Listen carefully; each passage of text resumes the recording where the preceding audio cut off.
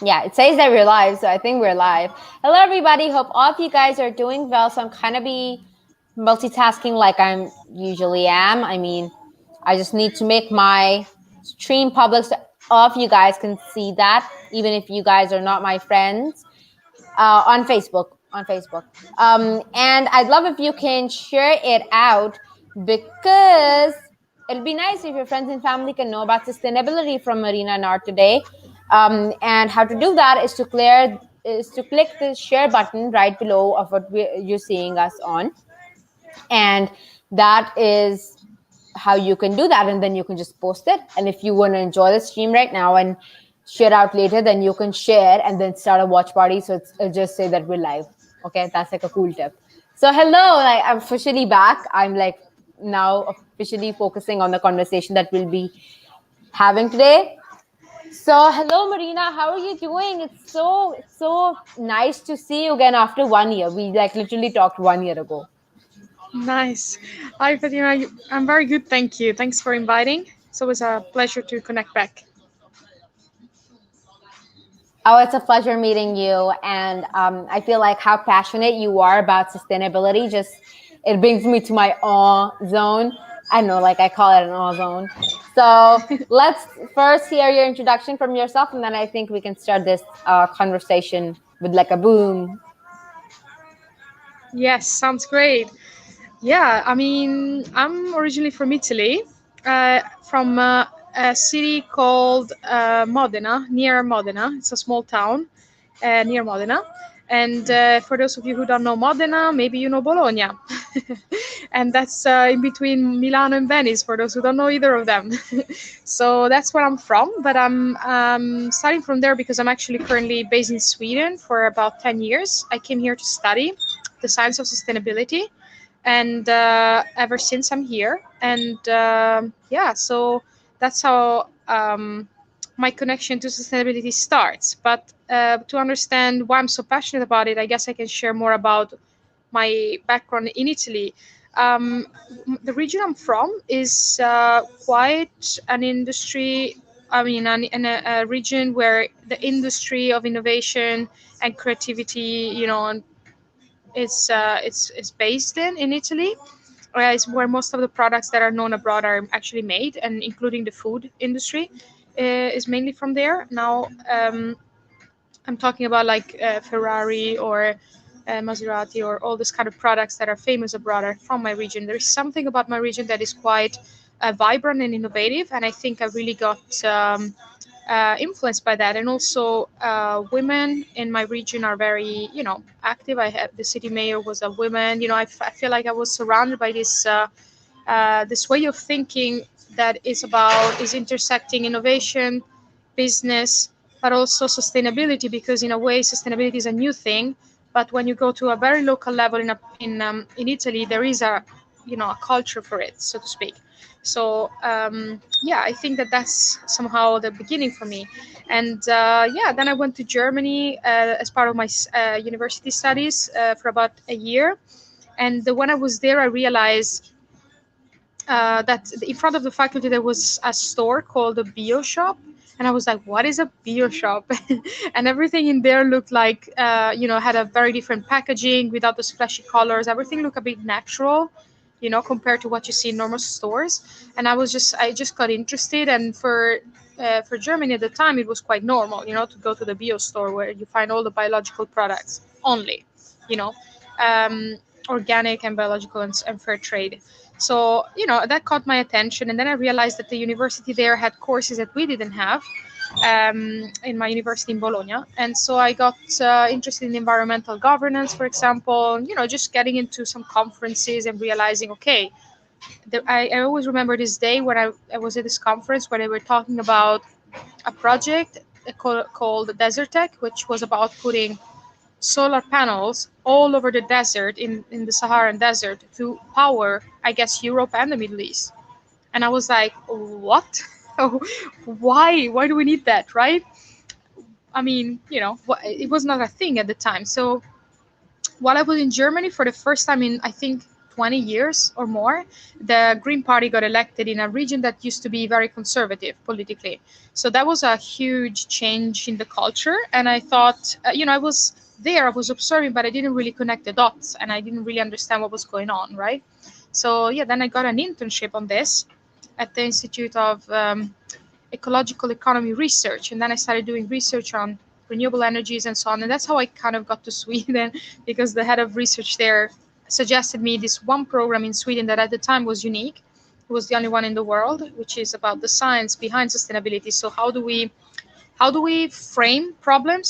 If you want to solve something or change something, you need to understand it.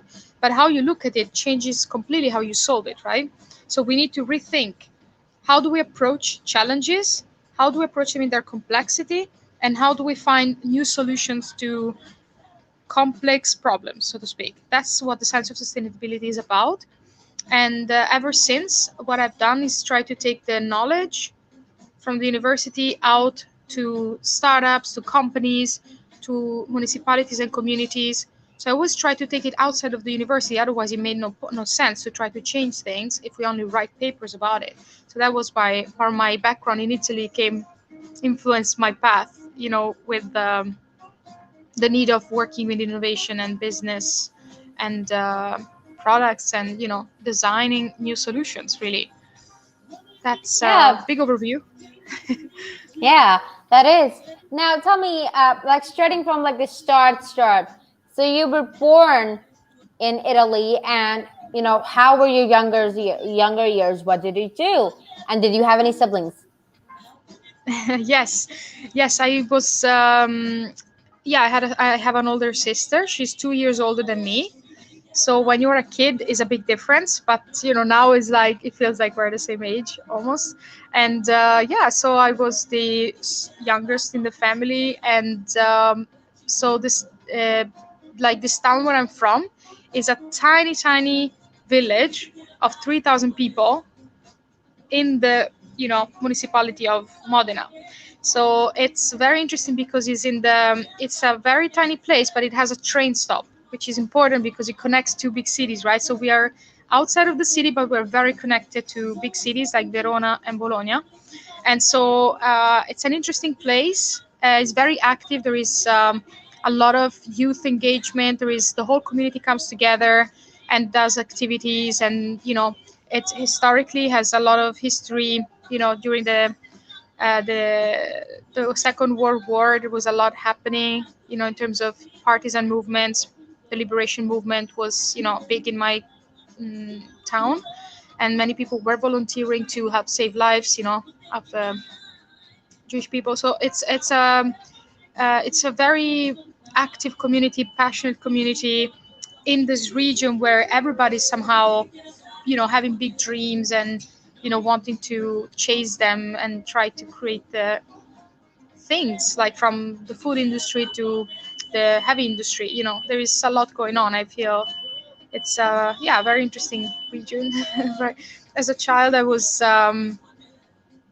yeah, I guess going to school, it didn't look like there is a lot happening in a village. It's a very tiny place. But yeah, I guess very standard childhood, I would say. Nothing Uh-huh. special there. Now tell me, I mean, after hearing what you said, I feel like the environment any child is given is very important. How, the environment that you were given in your village has, impacted who you are now, and really influenced, you know, somehow the choices that you've made with your career and what you want to do in life. So what do you want to say on the importance of like a healthy and happy atmosphere around a child? That is very important, and it's I think how I look at children is that you should look at children like they're adults, but with no experience yet. So I think children are very smart and they pick up on not what you say you do, but what you do. So it's very important that people around you are reflective and they allow you to develop who you are as a person. You know that they provide that support so that you can without not fear to be who you are, no matter what it is. That's super important because there is no way to to postpone that development, right? It will come out later. At some point, it will come out. So it's very important that you do it when you're a child, when you feel like there is no risks and consequences, and that you feel loved by your parents, your extended family, but also by your community, right? It's important because the diversity is key, and we all are different. So it's important to be ourselves and have that environment. So I really think it's very important. And if you don't have it, or you feel like you don't have it, I would say you can be strategic about it, and you can take it on yourself to create it, if you see what I mean. Sometimes it's not given. Sometimes adults are, Hmm. broken children. So they are going through some things that they haven't figured out, and they might put it on you, and you need to kind of make your own safe space in that case. Yeah, true. And that does happen a lot as well. I mean, so to say. Now, tell me, for those who do not know what sustainability is, how would you define sustainability, like your own definition of sustainability? My own definition is that is a mindset, is how you think. We need to go from this the traditional analytical thinking to something called synthetic thinking, and actually combine both. So now we are mainly using the analytical way of thinking, which is cause effect kind of thinking, or is the traditional way that the scientific method approaches things, which means that we tend to learn about things and work with things or change them by breaking them down into pieces, and try to master every piece as if that's a whole, as if that is the whole reality of it. But what we need to do now, that way of thinking was really helpful during the Industrial Revolution. It brought us tremendous progress. It was fantastic, but it doesn't serve us anymore. We need to bring the bigger picture back and connect all the little bits and with each other and understand the bigger picture. And that is another mindset. That's why that's what I would see sustainability bring to the table when it comes to the change we're facing. We need to think differently. If you think differently, then and you have different tools, then you can operate differently in the world. I would say that's Yeah. my best way of describing it. Yeah. Instead of Now, calling it, yeah, go for it. tell me, before you started studying, sustainability, or you started taking small courses on it, what was like your introduction to sustainability, or like even what very little that you knew about sustainability? What did you think of it? Yeah, I started with the energy question. So, as I said, I was mm, somehow I fell into it, so to speak, because of this Tech Project conference that I popped in by, and just really put the question mark on my table, and to find out more about why do we even need to cover the desert with solar panels. What do you mean? And then when I went to the research center institute in Germany, that I ended up working on this project that was about the incentive scheme. I don't know if this is too technical, but it's the German government back then had developed the best incentive scheme to subsidize renewable energy, and to make sure that private individuals would make use of the money that the government was kind of making available to put solar panels on their facilities. It can be private home, it can be a factory, so that they can start producing energy and selling it to the grid, to the system, so that they can make some money back even. So if you put a solar panel on your roof, you paid back the investment, and then you start making money on it. So the German government did something amazing. Many countries copied this model, but after 10 years that this policy was out, the German government had to take a step back and research, why is nobody taking this opportunity? I mean, we need alternative energy sources that are renewable and not fossil fuel based. And we did this amazing program where people can even earn money just by putting a solar panel on the roof. Or in their backyard, so to speak. Why are they not taking this opportunity, right? So that's the research that I ended up with. And that was super interesting. I don't know if that's something that's how I got exposed to sustainability. The energy question was what brought me in, but as I said, it's about how everything is affected.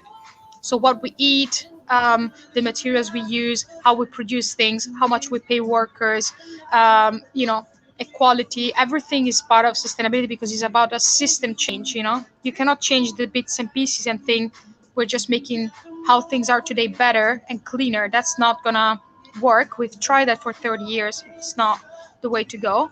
It doesn't work like that. We need to rethink the whole system. I mean, it's of course in phases, but I would say the need for alternative energy sources that are cleaner was the entry point for me. Um, that's how I started. Beautiful. And how was it then really like researching to it? I mean, like, it's like a whole, because I remember when I got exposed to sustainability, it's like this entire new world. There's campaigns, there's, you know, development goals, there's so many things that are just in front of you, and you're like, just like they were hidden in plain sight, right? So how was it? Were you like a kid in the candy store like I was? Or how were things, you know, going around at that time? Because it's like you're on, like, I hate to say it, but you're like on ecstasy or something. It's like there's like a force that's driving you, right? So how was it for you? Yes, I really, I almost felt I was following breadcrumbs because I didn't. It took me a while to, yeah, I really like, yeah, kid in a candy store sounds also good because I realized, wow, this is so important. Why is not everybody talking about this? Why was not in my why was it not taught to me at university? Why do I have to randomly figure it out on my free time? I thought it was super interesting, but also I felt it took me at least 2 to 3 years to really understand it. And then I remember when I graduated, that was 2013. I remember the biggest question then was, but what is it? What is sustainability? And then we had to explain what it is, and we had bad definitions in academia because it's a new science. It takes a while for a science to establish. So the definitions were kind of like, not really helpful, and it was hard to explain what it is to people in its complexity. And to people didn't see climate change at the time, right? They didn't see the effects. Now it's easy to talk about it because the media talks about it. But imagine when nobody talks about it, and you come and say, we have a huge problem, and you're not doing anything about it, and then you have to start from zero, when the media is not talking about it, the government is not talking about it, right? It was super hard. And by the time I was graduating, so of course the master is 2 years, so by the time I was graduating, people had started to think a little bit about it. I mean, besides, some big companies and some municipalities or something. And the question started to switch from what is it, with quite some arrogance, like, but what is it anyway? It's so fluffy. Everybody was like, it's so fluffy. What is even it about, right? And then the question became, okay, but how can we do it? Okay, I get it. It's important. Fine. But then how do we do it? Right? And that was the question that I had to deal with as a graduate, because everybody was new on it, including the government. Everybody was sitting with that question, but I was supposed to be the expert, right? Because I was graduating from it. Not really, but you know what I mean? If you graduate from a program, you're expected to already have the answers. And I realized this is a new science. It's complex. This is beyond like engineering, like I know how to make a robot, or this has to do with so many layers of our society globally, because now the economy went global, that there is no way I can sit here and say how without really digging deeper. We need to find an analysis, we need to find a case, and we need to somehow start somewhere, without breaking it down into the parts. That's the challenge. So that was then what I did is that I started with that. I tried to play around with the tools and the theories and the frameworks that we studied at the university, and I tried to make workshops around it. So I started with starting some organization for students, like I was running some things as a student to bring an engineer, an architect, a biologist, and a teacher all together in one room, and together start discussing it and figuring out how can we host this kind of question of the how. It depends, right? And then it took me, of course, 7 years to then have a whole set of services that now I sell as a freelancer. Uh, you know, because now it's, yeah, now I made that jump from what to how and everything. So I have the training, I have the, the services and so on.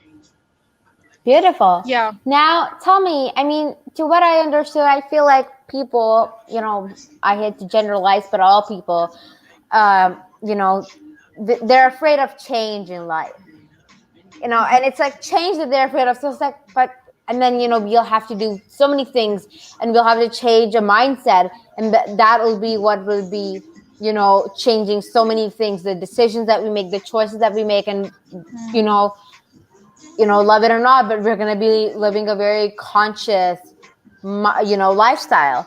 And I mean, I see people right now and they're just so afraid of change. And to me, it doesn't make sense. And I'm sure that at that point you were like, but it's a good change in life, human beings, it's Yes. a good change. So what do you want to say about people being afraid of change in life?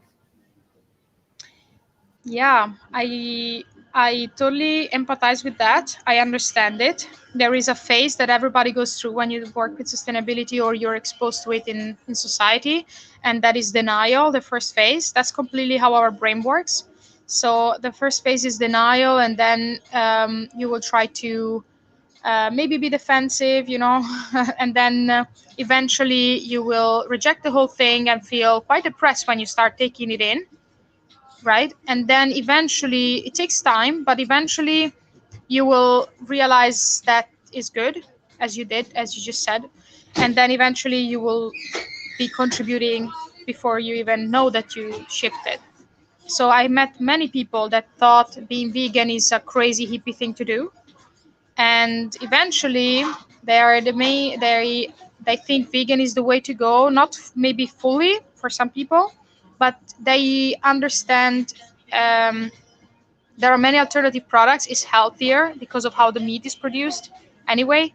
If it's not the health layer, is the social justice layer. If it's not the social justice layer, the environmental layer, the animal rights layer, whatever it is, or the trend, because now sustainability is a trend, right? So people maybe are interested in that. So sustainability today appeals to different people. Before it was more like a niche. Now it appeals to everybody, and everybody can find their way in. But it's totally normal to reject it and hope that the person that is saying those things is not right, and the scientists, 99% of the scientists are not right, and it's part of the process. But I would like to say something that uh, I hope is not too abstract, but where we are at in humanity is that we need to find a new why, like a new sense of meaning beyond working, beyond crunching work in the traditional way. Both because things are automatized and digitalized, and because there is just a lot of people on this planet, and also because it doesn't serve us anymore. You know, we need to. That's part of what is changing, right? And so the biggest skill that will carry people through is like the ability to identify your emotions and what is painful to you, and to develop the tools to work through it, because change is painful even if it's good for you in the process, right? So that is just being a human being. That could have had nothing to do with sustainability, and you will still sit with the same thing. What sustainability is doing, and the pandemic is really bringing so much of the things that you have within that you haven't worked with on your table, out, and for you to face. So I mean, so the challenge is, if you're scared of change, or if you think change, or maybe you don't believe that you can do it, like I cannot um, buy less clothes and be less fashionable, or whatever that is, right? Um, just believe in yourself more, because of course you can. Everybody can do this shift, and it's good for you. It's healthier. We're talking about cleaner, healthier future. And be mindful of what is holding you back in your identity, and work within yourself, because there is, the change is coming very fast, and there is nowhere to hide really. Yeah, I mean And that is very, very right. Now tell me something. I mean, I heard, and this is something that I talk when I'm even in, climate change dialogues, and it's like I feel like just with the rise of social media, especially Instagram, talking about climate change, advocating for leatherback turtles, and just talking about sustainability, talking about veganism, and just saying no to something. No, sorry, I'm vegan. Is this cool now? It's on TV shows. It's on so many places that we see right now that it's like, oh my god, it's cool to advocate now. It's cool to just post a selfie of you, you know I know, with vegan food, or like a picture of your solar panels. So I feel like these things, just with social media, have become very cool and, like a trend. So what do you have to say with, making sustainability and climate change, so many things, a trend to talk about and to work, towards both positively? that's a very good point, and we're actually, a friend of mine is discussing to start a project about this. How can we the sustainability expert, use social media as a tool, and collaborate with influencers and other people to make this the new, help people go through that change and make them feel that it's not a big deal, is now the mainstream almost, right? Not in a bad way, in a good way, so that they feel safer to transition without feeling, oh, I'm the hippie of the situation. And people before, we were mistaken, well, not mistaken, but we were called the tree huggers, right? Because we thought about the environment, because people thought sustainability is about the environment. It's really about the human beings, right? It's not about the cute animals. It's not about the nice trees. It's actually about us. We are under threat, because if you can breathe and drink clean water and there is no food, I mean, it's not charity, although it's also that, of course. How you do it is important, but so there was a lot of stigma around it, and now with social media, as you say, it's made cool, and it should be like that, because that's the future already, here, right? Through influencing and through shaping people behavior through social media is really important. So that's a very, very interesting thing that we people should, that really work with these things, should focus more on. And unfortunately, the downside of that is that there is a lot of misinformation. So I was reading the other day, there was this article that was saying that a big percentage of the advertisement made by companies, or influencers, is actually not correct in terms of the numbers they cite, and gives therefore a skewed perception of what is actually happening. So it's important to also make sure that social media and influencers are have somehow access to a very easy way to understand the data and to communicate it, because of course it's not the influencer's job or the single citizen's job to know all this. They should have a place where they can go and find this information in a safe way, what, if you see what I mean. So then, yeah. And yeah, I would say that's. So true. Because I mean, and I'd love to share with you, and I'd love to connect you with Ian Spears, who's heading this as well. And it's One Better World. It's actually sustainability in a mindful approach. And their second October event that they do every year. The Dalai Lama is part of the conversation. There's many young influencers and celebrities also. I mean, very importantly, I feel like young activists come in and share their thoughts about sustainability, and then they also have like topics and subtopics. And I'm so proud to say I'm part of this event. And I mean, I'd love if you can, somehow get in touch with Ian or something. That'd be amazing. Sounds And I great. feel like I mean, it's not the best thing to say, but right now, where we are heading, if we have, a very famous singer, just like Jennifer Lopez, say something to us, we'd listen to her and the information that she may have rather than an expert, because that's cool. I don't know Yes, why. fair enough. Yeah, Yeah, so I I think agree. maybe Right now, we just have to get the message out. Now we'll have to use the influencers and the actors and the famous people of the earth for that. Though that's somehow shameful that we don't listen to experts rather than, well, you know who. So yeah, now Yeah, fair enough. tell me, and this is like a very like 13-year-old asking this. When you were talking to people around the world and you were telling them about sustainability, and it was a fairly new concept back then, it wasn't a trend.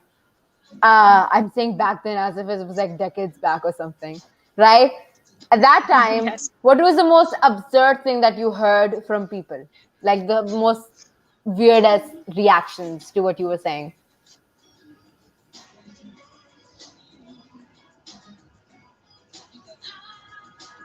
That's a good question. I wish it was a few years back so I remembered, because I used to make imitations of the reactions, not in a bad way, but I was just like, wow, how do we deal with this now, right? Um, Reactions. I mean, I think that, as I said before, the weirdest reaction I remember was people really thinking this is just some fluffy word, and for me it was like, no, no, this is so real. Why is it where is it fluffy, like, just because it's, of course, it was an I came from academia, like I was coming from an academic program, right? So in academia, things are, we talk in a fluffy way. So it took me a while to talk to people from outside the academia, like business people, people that were doing things, real concrete things, not just understanding or analyzing and communicating things in a journal kind of style, right? So I think that was the weirdest reaction. But I would like to take the responsibility of saying I wasn't, back in the days, I wasn't really ready to communicate with people outside of my bubble. So that's what I spent the rest of the time doing. I realized there's a communication problem, because this is absolutely real and and a top priority.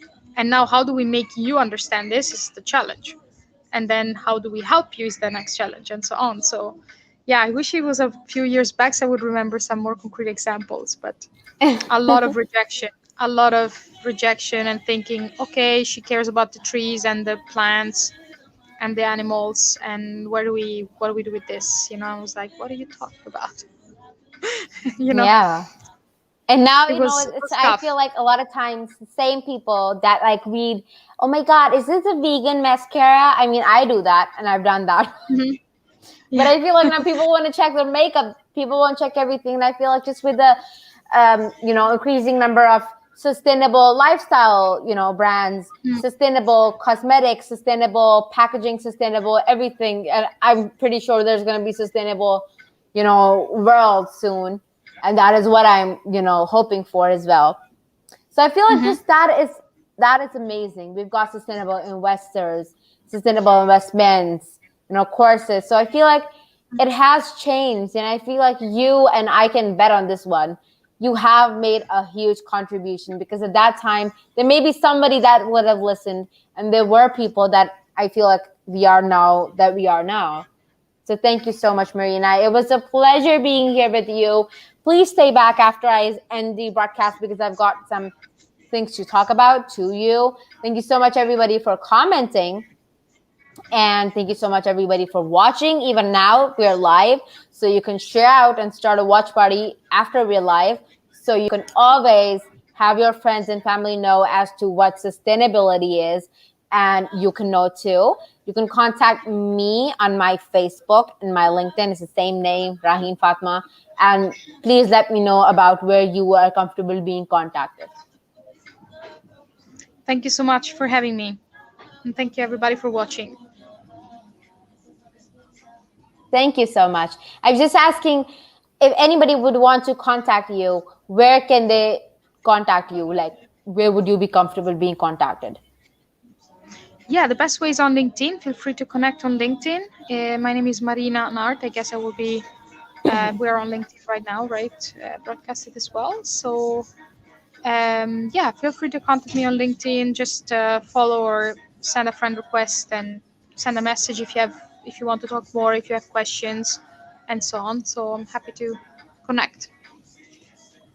Thank Yeah. you. Thank you so much, everybody, for watching and, for sure we'll have more people coming in, but honestly, it was amazing to have Marina, and she's one of, the coolest people I've had on board. Oh, thank you Thank so